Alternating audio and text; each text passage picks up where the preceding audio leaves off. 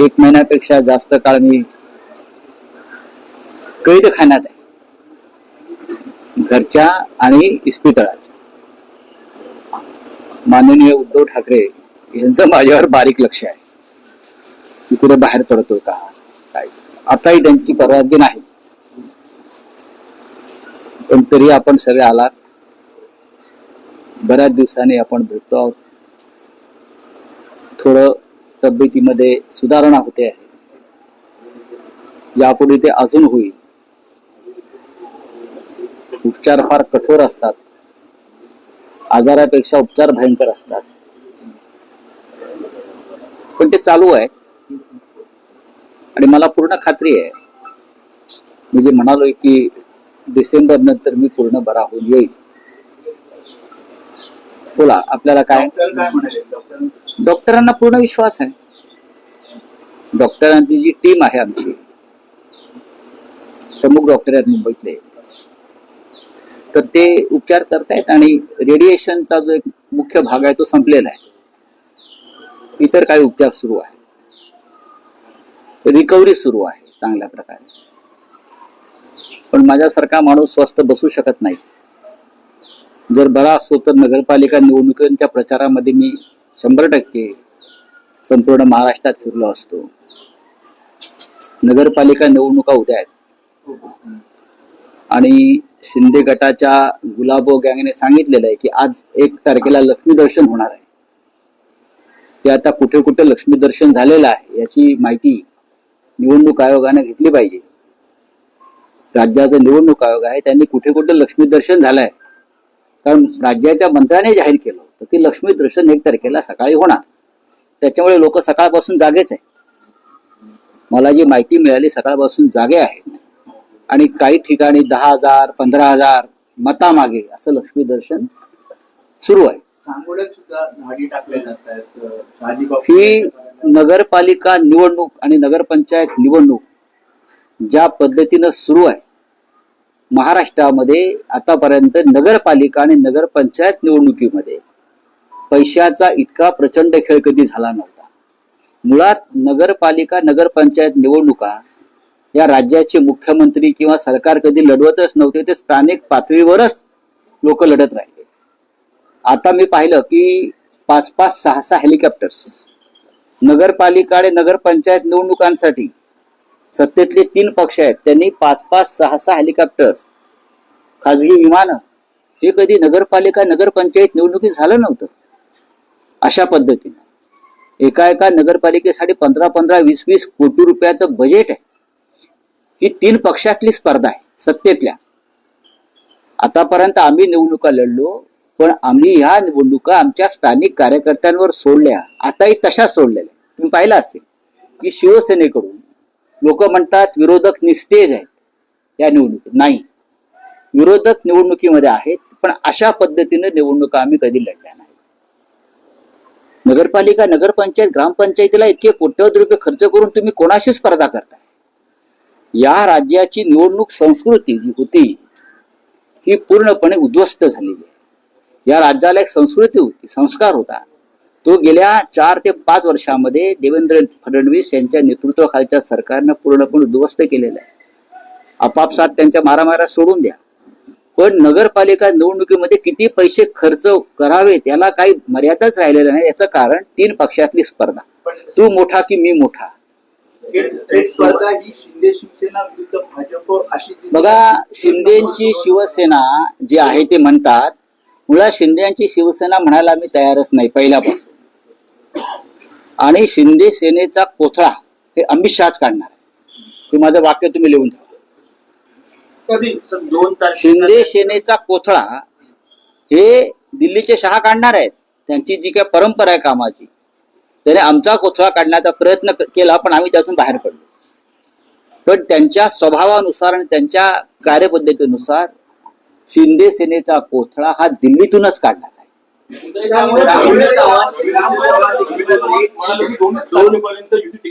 आणि मी हे तुम्हाला आता सांगत नाही, गेले वर्षभर सांगतो, यांचे 35 आमदार फुटणार आहेत.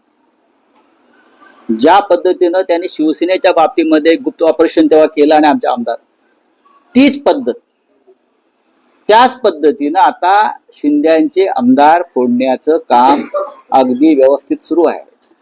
रवींद्र चव्हाण हे भारतीय जनता पक्षाचे प्रदेशाध्यक्ष आहेत, करेक्ट, कोकणातलेच आहेत आणि डोंबिवलीचेच आहेत. त्यांची नेमणूक खास त्यासाठीच केलेली आहे डोंबिवलीतून. त्याला राजकारण कळत आहे, त्यांनी ते राजकारण समजून घेतलं पाहिजे. आणि जे आजच सामनाचा अग्रलेख आहे, जे रवींद्र चव्हाणांचं वक्तव्य आहे 2 तारखेनंतर, आणि तुम्हाला आठवत असेल मीही वारंवार तेच सांगत होतो, डिसेंबर नंतर बघा काय त्यांचा कोथळा. यांना वाटत असेल की दिल्लीचे 2 महान नेते आमच्या पाठीशी आहेत. ते कोणाच्याही पाठीशी नसतात.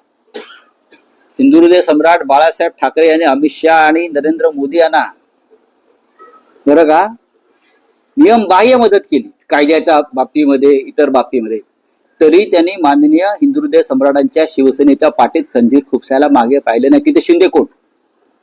शिंदे तर त्यांनीच पाळलेलं. तुमचं म्हणणं की महापालिका निवडणुकीच्या आधी हा पक्ष कुठे? बघ, हा पक्ष त्यांचा फुटलेलाच आहे. पक्ष फुटलेलाच आहे. हा त्यांचा पक्ष नाहीच आहे. तो अमित शहाने निर्माण केलेला एक गट आहे. अमित शहाचा पक्ष, हा शिंदेचा पक्ष नाही. माझी शिवसेना खरी आहे का? हास्यास्पद नाही का? कसली यांची शिवसेना? याने कधी शिवसेनेला जन्म दिला? याने काय शिवसेनेसाठी खस्ता खाल्ल्यात? हे कधी तुरुंगात गेले सेनेसाठी? बाळासाहेब याने कोणती आंदोलनं केली? माननीय उद्धव ठाकरे यांच्या नेतृत्वाखालची शिवसेना महाराष्ट्रामध्ये आज मजबूतीने उभी आहे. पैशाच्या ताकदीवर निवडणुका जिंकणं म्हणजे लोकशाही नाही. त्याला आम्ही लोकशाही किंवा राज्य करण्याची पद्धत मानत नाही. एक मंत्री म्हणतो आमच्याकडे नगरविकास खातं आहे आणि भरपूर पैसा, याचा अर्थ निवडणूक आयोगाला कळत नाही, फडणवीसांना कळत नाही. आपण भ्रष्टाचाराचा 0 टॉलरन्सचा जेव्हा भूमिका घेता, तेव्हा तुमच्या खात्यातला एक मंत्री नगरविकास खातं आमच्याकडे आहे, त्यावेळेला आम्हाला पैशाची चिंता नाही असं जेव्हा सांगतो, तेव्हा ताबडतोब त्या मंत्र्याला बरखास्त केलं पाहिजे आणि नगरविकास खातं ज्याच्याकडे आहे त्याच्याकडून ते काढून घेतलं पाहिजे. तर तुम्ही राज्याचं नेतृत्व करता असं आम्ही मानतो.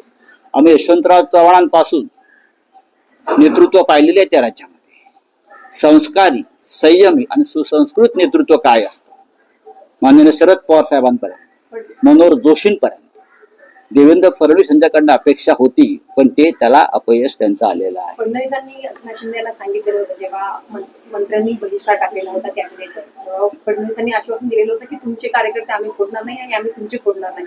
मात्र लगेचच दुसऱ्या दिवसापासून शिंदे गटाचे बघा, फडणवीस यांचं राजकारण जर शिंदेना कळत नसेल तर त्यांच्या राजकारणात राहू नये. नुसतं पैशावर राजकारण चालत नाही, पैशांवर माणसं विकत घेता येतात. मला आश्चर्य वाटतं राज्यातल्या जनतेचं. या राज्याची जनता 10,000 15,000मध्ये आपल्या मुलाबाळांचं भविष्य विकत आहे. बेरोजगारी तशीच आहे, लोकांना रोजगार नाही, गरिबी तशीच आहे, कायदा सुव्यवस्था पूर्ण ढासळलेली आहे, महिलांची सुरक्षा धोक्यात आहे. रोज मुंबईत, महाराष्ट्रात रोज महिलांच्या अत्याचारावर घटना घडतात. त्याच्यावर कोणी बोलत नाही. त्याच्यावर तो उतारा जर 10 आणि 15,000 रुपये मताला असेल तर या राज्याच्या जनतेनं स्वतःला अशा प्रकारे विकल्यामुळे ते आपल्या पुढल्या पिढीचं भविष्य धोक्यात आणतात. 10 आणि 15,000 या जनतेची किंमत आहे का? पण लुटलेला पैसा, भ्रष्टाचाराचा पैसा अशा माध्यमातून निवडणुकीमध्ये येतो आणि आमची जनता खुश आहे. 10,000 नगरपालिकेला, 10,000 विधानसभेला, 25,000 लोकसभेला, त्याहून जास्त. ही या जनतेची कमाई आहे या राज्याच्या. बाकी नोकऱ्या धंदे काही नाही. कणकवलीमध्ये राणे बंधू एकमेकांच्या विरोधात उभे राहिलेले पाहायला मिळतात किंवा एकमेकांचे नेते दोन्ही राणे बंधूंना बळ देताना पाहायला मिळतात. कारण एकनाथ शिंदे सुद्धा नारायण राणे यांच्या घरी गेले. निलेश राणेंना म्हणाले की तुम्हाला तुझ्या पाठीशी उभा आहे. नारायण राणे भाजपचे खासदार आहेत. एकनाथ शिंदे राणांच्या घरी गेले. नारायण राणे भारतीय जनता पक्षाचे खासदार आहेत आणि भारतीय जनता पक्षानं आमदार निलेश राणे यांच्यात गुन्हा दाखल केला. मी निलेश राणे यांचं अभिनंदन करेन की त्यांनी कशा प्रकारे पैशाचं वाटप होत आहे कोकणात हे दाखवण्याचा प्रयत्न केला.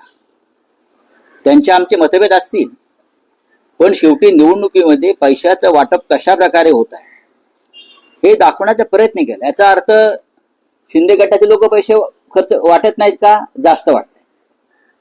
पण कोकणामधल्या एका भागामध्ये आमदार राणे, निलेश राणे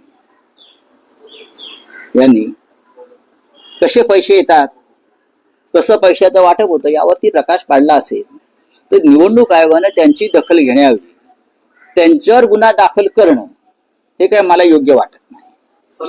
ज्या प्रकारे निवडणुका काही नगरपालिका नगरपंचायत निवडणुका या पुढे ढकलल्या आहेत, ऐन वेळी या पुढे ढकलल्या आहेत. देवेंद्र फडणवीस व्यवस्था आहे. देवेंद्र फडणवीस असं म्हणाले की कायदेशीररित्या असं पुढे जाणं हे चुकीचं आहे. ही तसं जरी असलं तरी पुढल्या निवडणुकांमध्ये भरपूर वेळ मिळावा त्यासाठी ही निवडणूक आयोगाशी संगनमत करून केलेली राजकीय व्यवस्था आहे. एकनाथ शिंदे म्हणतात की मुंबई आणि ठाण्यामध्ये आमचाच पक्ष मोठा भाऊ ठरणार. बघा असं आहे की ते न्यूयॉर्कला सुद्धा जिंकू शकतात. ते त्यांच्याकडे जे कोट्यवधी रुपये आहेत ते डॉलरमध्ये कन्वर्ट करतील आणि तिथे वाटायला जातील, 4 लोक पाठवतील. ते जर्मनीमध्ये जिंकू शकतात, ते कुठे जिंकू शकतात. त्यांना असं वाटतं मी माझ्या हातामध्ये प्रचंड पैसा असल्यामुळे लुटीचा मी जग माझ्या मुठीत आहे. तसं नाहीये. तसं राजकारण हे वाळू सारखं असतं मुठीतल्या, ते कधी सटकू शकतं. जेव्हा कोण बोलत नव्हतं तेव्हा तुम्ही बोलता की मनसे आणि शिवसेना एकत्र येतील. जवळपास अनेक बैठका देखील झाल्या आहेत. युती देखील आता काही दिवसांनी जाहीर. एक महिना तुम्ही विश्रांती घेतली. 8 बैठकामध्ये राज ठाकरे आणि उद्धव ठाकरे झाली ना बैठक. ती कुठपर्यंत होईल? बघा मी तुम्हाला अगदी पहिल्या दिवसापासून सांगतो,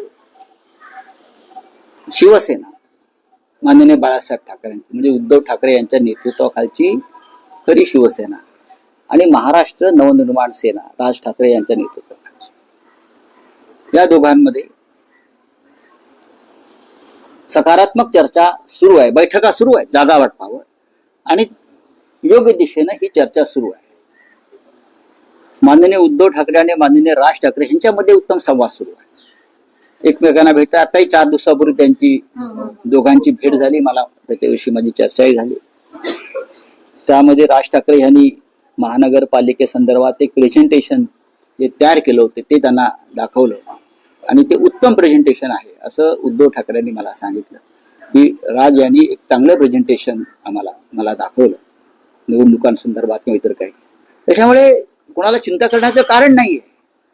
हे जे काय म्हणतात तुमचे शिंदे मिंदे वगैरे, बरं का, त्यांना सांगा की संयुक्त महाराष्ट्राचा लढा झाला मुंबईसाठी, तेव्हाही काँग्रेसवाले तेव्हाचे सत्ताधाऱ्यांनी प्रचंड पैसा टाकला, पण मराठी माणूस एकजुटीनं उभा राहिला आणि मुंबई महाराष्ट्रात राहिली. ही मुंबई महाराष्ट्रापासून तोडण्याचं कारस्थान तुमचे दिल्लीचे बापजादे करतायत. मिस्टर शिंदे, अमित शाह, नरेंद्र मोदी, गौतम अडाणी हे त्रिकूट महाराष्ट्रापासून मुंबईला तोडण्याचा जो प्रयत्न करतोय तो उद्धव ठाकरे आणि राज ठाकरे यांची एकजूट हाणून पाडल्याशिवाय राहणार नाही.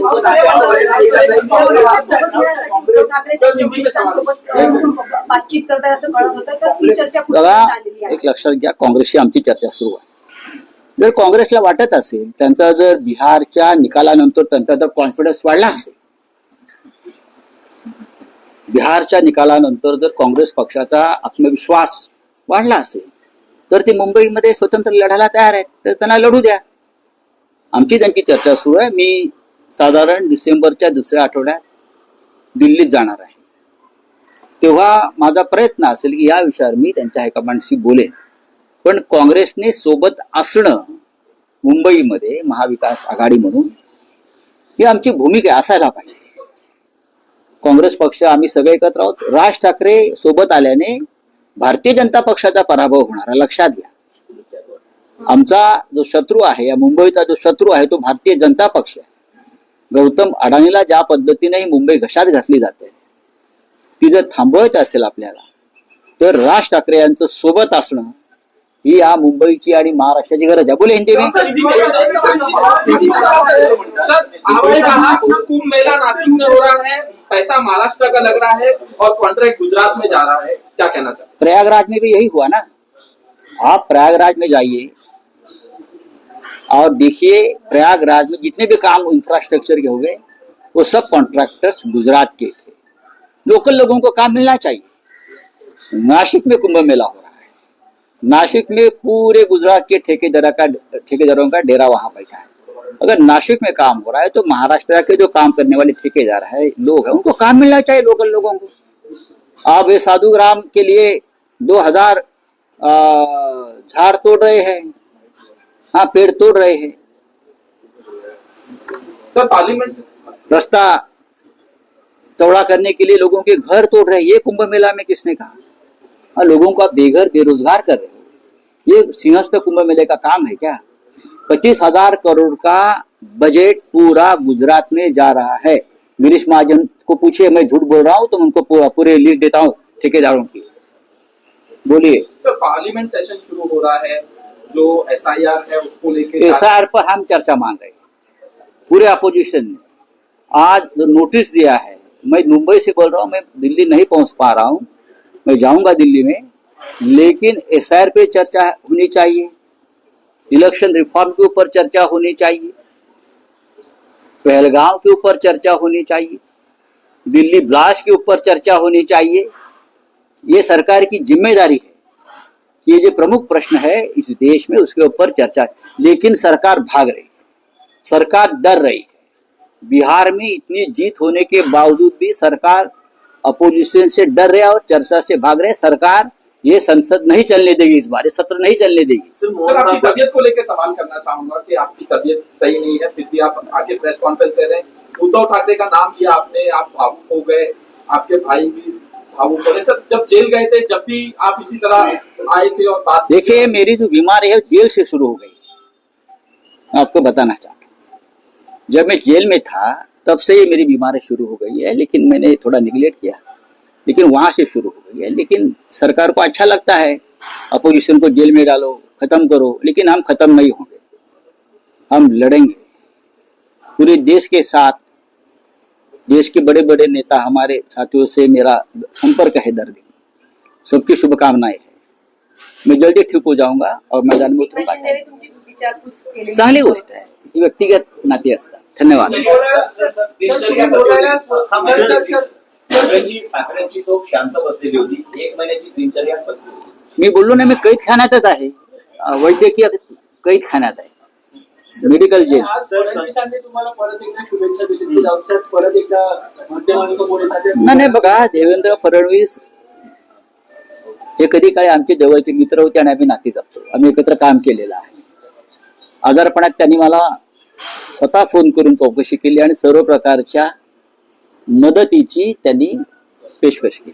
मोदी आणि शिंदेची पण तुम्हाला केली ना। बघा, ही राजकारण वेगळं आहे, व्यक्तिगत नाती वेगळी असतात। केंद्रातल्या जवळजवळ सर्वच मंत्र्यांनी दूरध्वनी करून माझी चौकशी, उपराष्ट्रपती असतील, सगळ्यांनी माझ्याशी ही एक नाती असतात, ती टिकवली पाहिजेत। राजकारणामध्ये किती शत्रुत्व असलं तरी ते व्यक्तिगत स्तरावर शत्रुत्व येता कामा नये। देवेंद्रजींनी माझी चौकशी केली, किंवा जर त्यांना कोणी भेटलं तर ते माझी चौकशी करतात। नरेंद्र मोदीजींनी चौकशी केली, वारंवार ते करत असतात। आजही सकाळी त्यांनी कोणाकडे तरी चौकशी केली असं मला कळलं, मला फोन आला होता। पण या गोष्टी होत असतात। उद्धवजी, राजजी चौकशी करतात, 2 दिवसात राज ठाकरे इथे येणार आहेत, त्यांचे निरोप आहे। पण या गोष्टी होत असतात आणि मी बरा आहे। चला, धन्यवाद।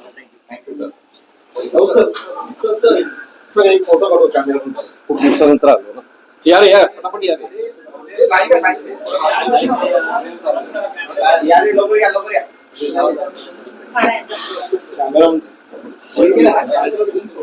तुझ्या याच्यावर काढ ना